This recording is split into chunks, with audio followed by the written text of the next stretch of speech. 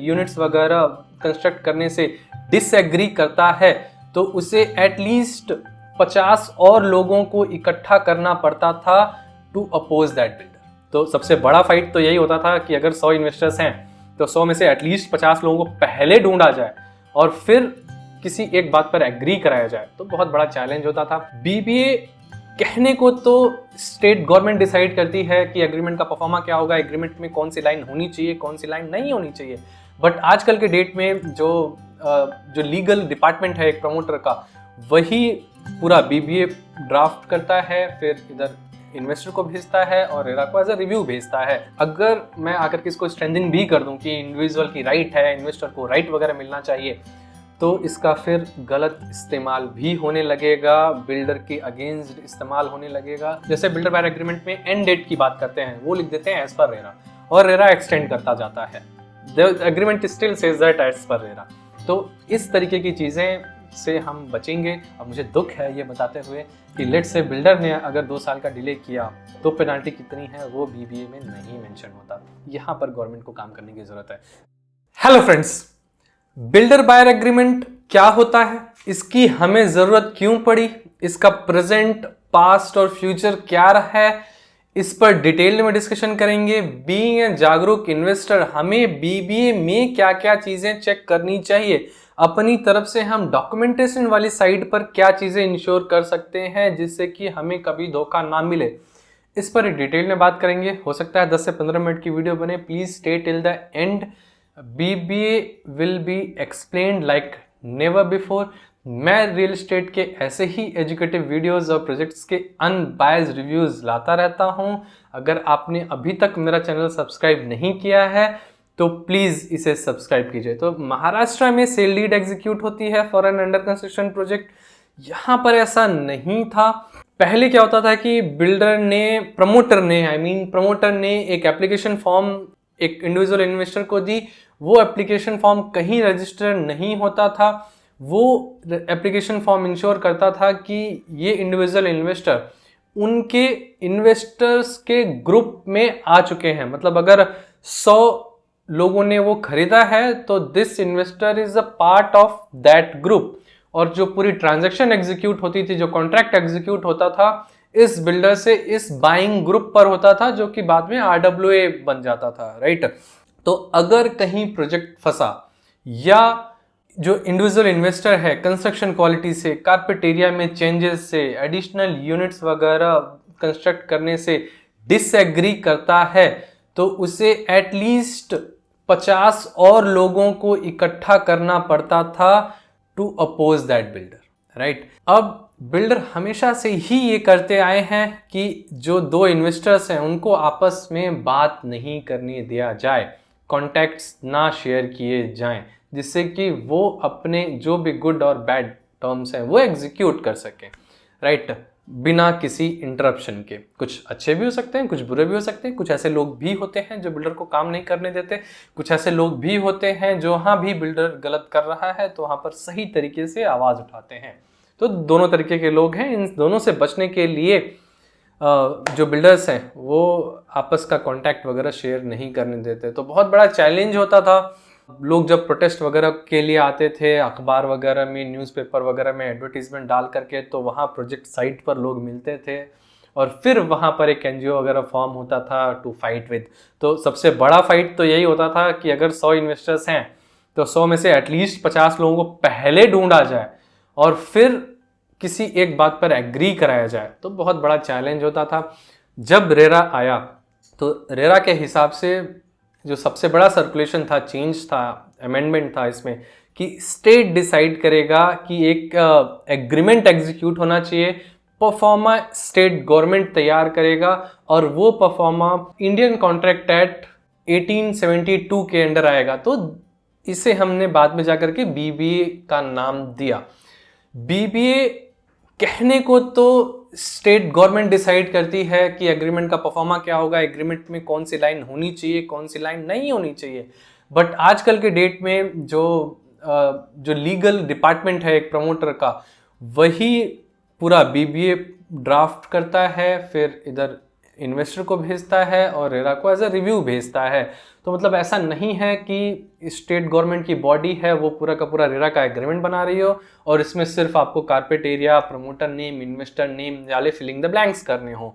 तो ये बहुत बड़ा चैलेंज है, अभी प्रमोटर ही बनाता है। और कई बार लोग कहते हैं कि बिल्डर बायर एग्रीमेंट थोड़ा सा वन साइडेड लगता है। तो जो मेरा ओपिनियन है, प्रोडक्ट किसी प्रमोटर का है, लेट से अगर मैं कोई चीज़ बेचना चाहता हूँ आपको, तो मैं अपने टर्म्स पर बेचूंगा, राइट। क्योंकि अगर मैंने उसका प्राइस कर दिया 1 CR, राइट, और आप एग्री हैं लेने के लिए उस प्राइस पर, फिर भी वो चीज़ मेरी है, तो मैं उसे बेचूंगा अपने टर्म पर ही। चाहे आप लोन का डॉक्यूमेंट ले लें, इवन रेंटल वगैरह ले लें, जो रेंटल एग्रीमेंट्स वगैरह होते हैं, तो वो भी ओनर के साइड पर ज़्यादा होते हैं। तो इसमें साइड वाइज कोई इशू नहीं है। अगर मैं आकर के इसको स्ट्रेंथन भी कर दूं कि इंडिविजुअल की राइट है, इन्वेस्टर को राइट वगैरह मिलना चाहिए, तो इसका फिर गलत इस्तेमाल भी होने लगेगा, बिल्डर के अगेंस्ट इस्तेमाल होने लगेगा। द सेम गोज़ विद ये जो मैरिटल एक्ट वगैरह हैं, पहले बिल्कुल भी लॉ नहीं था और अभी जब वापस से लॉ वगैरह लाया गया तो फिर इसके रेप्रिकॉशंस वगैरह आ गए। तो यस, मेरे हिसाब से अभी बैलेंस्ड है, 70% बिल्डर की साइड, 30% इंडिविजुअल इन्वेस्टर की साइड। तो यस, हम ये कह सकते हैं। नेक्स्ट इज, अब फ्यूचर क्या है इसका, पहले इस पर बात कर लेते हैं, फिर बात करेंगे कि बीइंग अ बायर आपको क्या क्या चीज़ें इंश्योर करनी चाहिए। तो एक सुप्रीम कोर्ट में याचिका दायर की गई थी कि जो बिल्डर बायर एग्रीमेंट है वो यूनिफॉर्म होना चाहिए, सेंट्रल गवर्नमेंट इसका परफॉर्मा तैयार करे और वो बिल्डर बायर एग्रीमेंट पूरे स्टेट में वही बिल्डर बायर एग्रीमेंट एग्जीक्यूट होना चाहिए, जिससे कि धांधली ना हो पाए। जैसे बिल्डर बायर एग्रीमेंट में एंड डेट की बात करते हैं, वो लिख देते हैं एज पर रेरा, और रेरा एक्सटेंड करता जाता है, the agreement still says that as per RERA. तो इस तरीके की चीज़ें से हम बचेंगे। और कुछ पोंजी स्कीम्स के थ्रू कोई एक यूनिट बेचने की कोशिश की जाती है, तो हम इससे भी बचेंगे। तो जो सेंट्रल गवर्नमेंट से रेगुलेटेड अगर कोई एक कॉन्ट्रैक्ट परफॉर्मा आ जाएगा तो ज़्यादा बेहतर होगा, एक ट्रांसपेरेंसी आएगी इन्वेस्टर के लिए भी और प्रमोटर को भी इजी होगा एग्जीक्यूट करना। इन्वेस्टर को बहुत ज़्यादा फ़ायदा होगा, क्योंकि मैं कई बार अपने जो बायर्स हैं, कुछ buyers specially first time buyers हैं, उनको मैं कंसल्टेशन देता हूँ कि आप एक लीगल हायर करें, एडवोकेट हायर करें, उनसे एग्रीमेंट रीडिंग कराएं। अगर कहीं भी कुछ भी गलत लगता है मुझे तो उस केस में एटलीस्ट ये वाली चीज़ें नहीं होंगी। तो ये एक फ्यूचर, अगर मैं कहूँ what is a future of builder buyer agreement, तो अगर मैं कहूँ सेंट्रल से अगर ये चीज़ें मॉनिटर हो पाए, एक परफॉर्मा बन पाए, यूनिफॉर्मिटी ला पाए हम बीबीए में, कि सिर्फ पेमेंट प्लान क्या है आपका ये चूज़ करना है, कारपेट साइज कितना है ये चूज़ करना है, और यूनिट का टॉप कॉस्ट क्या है ये चूज़ करना है, और साथ में प्रमोटर अपनी तरफ से लिख के देगा कि ये मैं कब डिलीवर कर रहा हूँ डेट के साथ, राइट। तो ये चीज़ें अगर सेंट्रल गवर्नमेंट अपनी तरफ से स्टेट्स पर इम्पोज कर पाए तो ज़्यादा बेहतर। और स्टेट्स गवर्नमेंट्स क्या कर रही हैं, मेरे हिसाब से अलग अलग स्टेट्स में अलग अलग है। यूपी का रेरा और एक महाराष्ट्र का रेरा मुझे बहुत स्ट्रिक्ट लगता है, और सबसे ज़्यादा प्रोजेक्ट्स फंसे भी हैं इन्हीं स्टेट्स में। और हरियाणा में क्यों नहीं फंसे हैं, क्योंकि मैं ये कह सकता हूँ फंसे हुए दिखते तो हैं हमें कि हाँ काम नहीं हो रहा, बट वो ऑन पेपर नहीं फंसे हैं, ये फ़र्क है। अगर गुड़गांव में हम देखने जाएं तो शायद मुंबई के बराबर दिख जाए, है ना, स्टॉल्ड प्रोजेक्ट्स। बस ये है कि ऑन पेपर नहीं है, और गवर्नमेंट कहीं ना कहीं अच्छी चीज़ें नहीं कर रही है। इससे बचने के लिए मैं थोड़ा सा बचता हूँ गवर्नमेंट को क्रिटिसाइज़ करने के लिए, बट यस, यहाँ पर बहुत ज़्यादा इम्प्रूवमेंट की ज़रूरत है। जो रेरा ने बोला है कि यस, जो रेरा का अमेंडमेंट है वो कहता है कि आपको इस तरीके से करना चाहिए चीज़ें, जो रेरा अथॉरिटीज़ हैं वो कहीं ना कहीं फॉलो नहीं कर रही हैं, ना ही प्रमोटर को स्ट्रिक्टली फॉलो करने का निर्देश दे रही हैं। उनका लाइसेंस कैंसिल कर देना चाहिए मेरे हिसाब से। अगर प्रमोटर्स लाइसेंस कैंसिल करना चाहिए कि आप अब कोई बिल्डिंग बना ही नहीं पाएंगे एक पर्टिकुलर स्टेट में, किसी एक पर्टिकुलर प्रोजेक्ट का नहीं।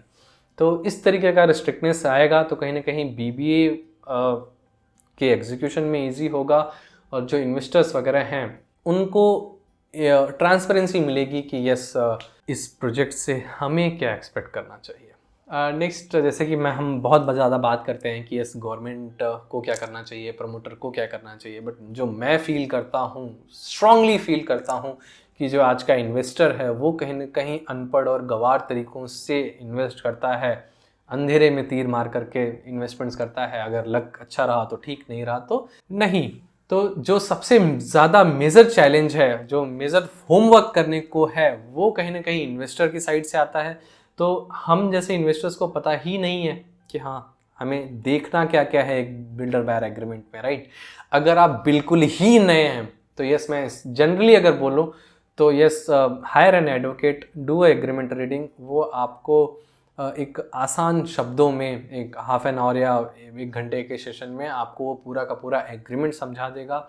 एग्रीमेंट को समझना बिफोर मेकिंग एडिशनल पेमेंट्स बहुत ज़रूरी है।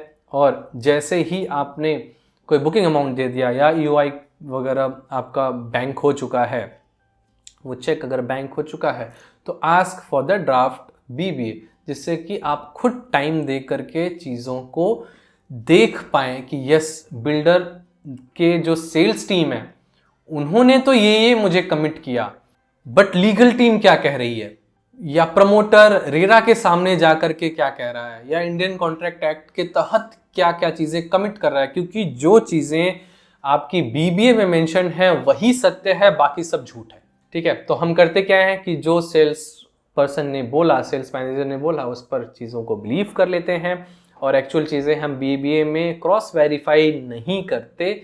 ये कहीं ना कहीं हमारी गलती है।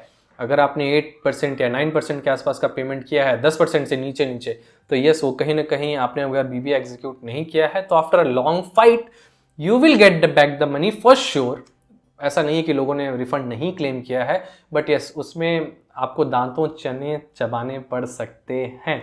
कहीं ना कहीं बहुत ज़्यादा स्ट्रगल्स आ जाते हैं वो पैसे निकालने में। तो यस, बीइंग एन जागरूक इन्वेस्टर आप क्या क्या चेक कर सकते हैं। फर्स्ट ऑफ ऑल आपको चेक करना है कारपेट एरिया। जो मेंशन आपको ब्रोशर में लिखा हुआ है, क्या वही कारपेट एरिया यहाँ पर है, या सुपर एरिया और कारपेट एरिया की आप मैपिंग कर लीजिए लोडिंग वगैरह हटा करके, राइट। उस प्रोजेक्ट में ओपन एरिया कितना है, मतलब जो कंस्ट्रक्शन है वो 50% में कंस्ट्रक्शन हो रहा है, 50% ओपन एरिया है, या 70% ओपन एरिया है, 80% ओपन एरिया है, ये ज़रूर देखें। क्योंकि ऐसा हो सकता है कि फ्यूचर में जो ओपन एरिया है या पार्क एरिया है उसमें बिल्डर एक नया टावर इंट्रोड्यूस कर दे फेज़ 2 या फेज़ 3 के नाम से, अब सब्सिक्वेंट फेजेस के नाम से। ऐसा सुपरटेक ने किया था नोएडा में, जो कि डिमोलिश हुई थी बिल्डिंग। तो इस तरीके की चीज़ें अगर आप इनिशियली देख लेंगे तो ज़्यादा बेहतर होगा, जिससे कि आप जो सेल्स मैनेजर है उसकी कमिटमेंट को आप क्रॉस वेरीफाई कर रहे होंगे यहाँ पर। और इस बीबीए के एग्रीमेंट पर आप कहीं ना कहीं निगोशिएट भी कर सकते हैं सेल्स टीम से। नेक्स्ट, पार्किंग का क्या सीन है। ओपन कार पार्किंग है, बेसमेंट कार पार्किंग है, कवर्ड कार पार्किंग है। कार पार्किंग की बेसिकली स्ट्रक्चर क्या है आप ये ज़रूर देखें। ऐसा हो सकता है कि आपको बेसमेंट कार पार्किंग ऑफर की जा रही हो और आपको ओपन दे दी जाए, तो आपको एग्रीमेंट में देखना होगा। ऐसा लोगों के साथ हुआ है कि सेल्स ने ये बोला और फिर पार्किंग ओपन ही मिल गई, राइट। तो इस तरीके की चीज़ें होती हैं। अब B1 में मिलेगा, B2 में मिलेगा, आपके टावर में मिलेगा या नहीं मिलेगा, ये भी आपको ही देखना है। Next is payment plan. आपने टाइम लिंक पेमेंट प्लान लिया है या कंस्ट्रक्शन लिंक पेमेंट प्लान लिया है। कंस्ट्रक्शन लिंक में माइलस्टोन्स क्या क्या हैं, यहाँ पर आपको ब्रोशर में कुछ भी दिख रहा हो, बट आपको जो पेमेंट प्लान वहाँ पर है वही मानना है, और फिर आप वो चीज़ें क्रॉस वेरीफाई करते रह सकते हैं। The next is force majeure clause, right. तो यस, ये थोड़ा सा कॉम्प्लिकेटेड क्लॉज है जिसमें काफ़ी सारी चीज़ें आती हैं, बट मेरे हिसाब से ये वाला जो क्लॉज है वो आप अवॉइड कर सकते हैं। इससे पहले जब ये कोविड आया था तब फोर्स मेजर क्लॉज लगा था। इससे पहले मुझे याद नहीं है कब लगा था, 2007 या 2008 में लगा था, जब चीज़ें आउट ऑफ कंट्रोल हुई थी कुछ एक सेक्टर्स वगैरह के लिए। इंडियन कॉन्ट्रैक्ट एक्ट जहाँ पर लागू नहीं हुआ था, तो यस आप वैसे अवॉइड कर सकते हैं। But if you have a time please उसे ज़रूर देखें, क्योंकि उसमें इस तरीके के क्लॉज भी होते हैं कि आपको बिना इन्फॉर्म किए आपकी यूनिट कैंसिल कर दी जा सकती है। अब वो कौन कौन से चार्जेस वगैरह आ सकते हैं, क्या नहीं आ सकते हैं, ये सारी चीज़ें हो सकती हैं। नेक्स्ट इज पेनल्टीज़ क्या क्या हैं। लेट्स से अगर आपने ड्यू डेट पर वो पेमेंट नहीं की, तो अब कौन कौन सी पेनल्टीज़ हैं, कितने % की पेनल्टीज़ हैं जो आपके ऊपर इम्पोज की जा सकती हैं, ये लिखा ज़रूर मिलेगा। अब मुझे दुख है ये बताते हुए कि लेट्स से बिल्डर ने अगर 2 साल का डिले किया तो पेनल्टी कितनी है वो बीबीए में नहीं मेंशन होता। यहाँ पर गवर्नमेंट को काम करने की ज़रूरत है। भले आप 14% यहाँ पर ले रहे हैं, तो आप एटलीस्ट 8% जो हमारा रेट है उससे 1-2% ज़्यादा जो भी आप दे सकते हैं, 8% 9% के आसपास, वो आई थिंक एग्रीमेंट में मेंशन होना चाहिए। एग्रीमेंट में मेंशन नहीं होता, इस वजह से एक लॉन्ग बैटल में जाना पड़ता है। अगर एग्रीमेंट में मेंशन होता, हम 1872 वाले एक्ट के अंदर फर्स्ट हियरिंग में ही चीज़ों को क्लैरिफाई कर सकते हैं, बट वो मेंशन नहीं हुआ, प्रमोटर ने मेंशन नहीं किया, स्टेट गवर्नमेंट ने ड्यू काम नहीं किया जो करना चाहिए था उन्हें। इस वजह से हम जैसे इन्वेस्टर को दिक्कत आती है। नेक्स्ट इज लॉकिंग पीरियड, कि आप कितने साल तक या यूँ कहूँ कितने महीने तक इस प्रोजेक्ट को ट्रांसफ़र नहीं कर सकते किसी और को। तो ये जनरली 12 महीने होता है, कई बार 24 मंथ भी हो सकता है। तो ये आपको ज़रूर देखना है। कई बार सेल्स मैनेजर नहीं बताता कि आप 2 साल तक नहीं बेच सकते या इवन पोजीशन पर ही बेच सकते हैं, जिससे कि वो एटलीस्ट ट्रांजैक्शन एग्जीक्यूट कर पाए, और ये आपको बाद में पता चलता है। तो ये चीज़ आप बिल्कुल ध्यान रखें। The next is transferring charges. अब जैसे कि गवर्नमेंट भी 3% के आसपास ट्रांसफरिंग फीस लेने लगी है कि बीबीए कैंसिल होकर के नया बीबीए साइन होगा उसी यूनिट के लिए, तो 3% देना पड़ेगा। बट जनरली 1-2% के आसपास बिल्डर भी अपने पास रखता है। कई बार अगर नो ट्रांसफरिंग चार्ज है, फर्स्ट ट्रांसफ़र फ्री है, तो वो चीज़ आपके बीबीए में मेंशन होनी चाहिए। ये सारी चीज़ें आपको बिल्कुल क्रॉस वेरीफाई करनी चाहिए। जो पूरा प्लान है उनका वो भी देखना चाहिए आपको, कि आर्किटेक्चरल डायग्राम जो है, जो रेरा को एप्लीकेशन में सबमिट किया गया है, उसको भी वेरीफाई कीजिए। उस पर मैंने वीडियो बनाया हुआ है ऑलरेडी कि रेरा की वेबसाइट पर आपको क्या क्या चीज़ें देखनी चाहिए। उसका लिंक मैं नीचे डिस्क्रिप्शन में दे दूँगा। और अगर आपका भी कोई और सुझाव है कि हम ये चीज़ें भी देख सकते हैं, तो do let me know in the comment box below. आशा करता हूँ कि आपको ये वीडियो इन्फॉर्मेटिव लगा हो, आपकी लाइफ में वैल्यू ऐड कर पाया हूँ। यहाँ तक वीडियो देखने के लिए आपका बहुत बहुत शुक्रिया। अगर आपने मेरा चैनल सब्सक्राइब नहीं किया है तो प्लीज़ सब्सक्राइब कीजिए। व्हाट्सएप का पब्लिक चैनल मैंने बनाया हुआ है, उसका लिंक नीचे मैं डिस्क्रिप्शन में दे रहा हूँ। अगर आपने वहाँ पर मुझे फॉलो नहीं किया है तो प्लीज़ फॉलो कीजिए। अगर पसंद आया है तो प्लीज़ अपने फ्रेंड्स फैमिली नेटवर्क्स में शेयर कीजिए, इसे लाइक कीजिए। मिलते हैं अगली वीडियो में।